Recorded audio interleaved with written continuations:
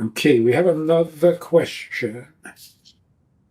How is it possible to motivate someone not to be self-destructive? This is from Rachel. If someone is self-destructive, what are we seeing? What are we hearing? What's going on? It goes against nature, really, where nature dictates that everything desires and pursues its own existence, preservation of matter, and so on. Certainly, human beings have a survival instinct. So if a person is self-destructive, I mean, you can call it an illness, but even that seems to be so out of line with nature that it's almost hard to believe. It's almost hard to believe that the system can work against itself. I know that there are autoimmune diseases where the body destroys itself, but we need a deeper insight into that as well. How and why would that happen? Now, when something is about to hit us over the head, naturally we put our arm up to protect our head. But you know your arm is going to get hurt. So are you really protecting yourself? You're just getting hit on your arm. And yet, we do that instinctively because our survival instinct. The survival instinct says, better the arm than the head. The arm is not as dangerous. So in a self-destructive behavior, the person is actually trying to protect himself, but he feels like he has to sacrifice the less important part of himself for the essence of himself. So what is it that a person is trying to protect, and from what? So a self-destructive behavior needs to be analyzed and understood as a self-defense mechanism. What am I defending? You know, a person who would rather die than be embarrassed. Is that self-destructive? Or is that his value system? It's more valuable to me to have a clean reputation than to survive. So I'm not self-destructive.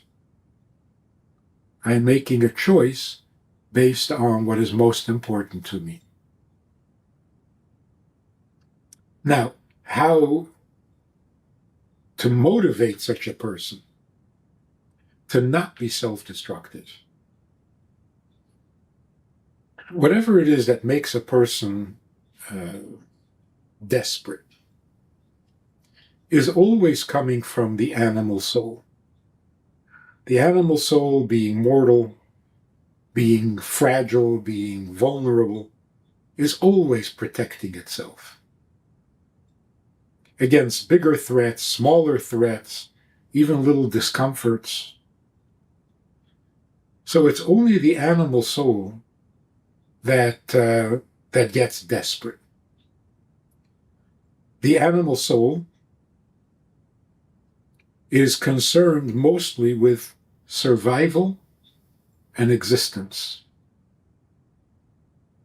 It is not surprising that a person who gets focused on how to exist better is going to get depressed, and is going to get desperate, and is going to do desperate things. The first thing we need to explain to a person, even when they're not desperate, they're not self-destructive, is that there is more to you than your existence. You have a life to live, a contribution to make. You are obviously necessary in God's plan. So instead of worrying about what you're worrying about, Try worrying about what God worries about. Then you've got him on your side, you're more likely to succeed. So if we're walking on God's path, he's got a vested interest. He is going to help us. If we're just doing our own thing, trying to protect myself, for that I'm on my own, and there's no guarantee of success. So we're not telling the person that what he is desperate about is not true, not real, not important. What we're saying is there is something much more important. Like the Alter Rebbe says in Tanya, we have to serve God with joy. Well, what if I have plenty of reason to be miserable? So the Alter Rebbe says, whatever reason you have for being miserable, that's just your animal part. That's just your human soul. And you're right. It's embarrassing. We are flawed human beings, etc., etc. But that's only half the story, and maybe not even half. The bigger part of you is that you have a godly soul, which means you have a godly mission. And whether you like yourself, whether you're impressed with yourself or not, what God needs from you is indispensable. So it's really not that important how talented you are, as long as you can get the job done. God's job. And that gives you a much greater satisfaction than trying to fix your own issues. And that's true, again, not only of a person who is self-destructive, but every child growing up needs to know this, before they become self-destructive. We have a Sunday night program for VIPs that you might be interested in. It's informal, it's questions and answers, it's conversation. It's really relaxed, it's really pleasant, enjoyable, informative, and kind of community-like. It's a Sunday night program, there's a Wednesday morning program for the VIPs, and there's a Wednesday night program. All of it just conversation, casual, laid back, unscripted.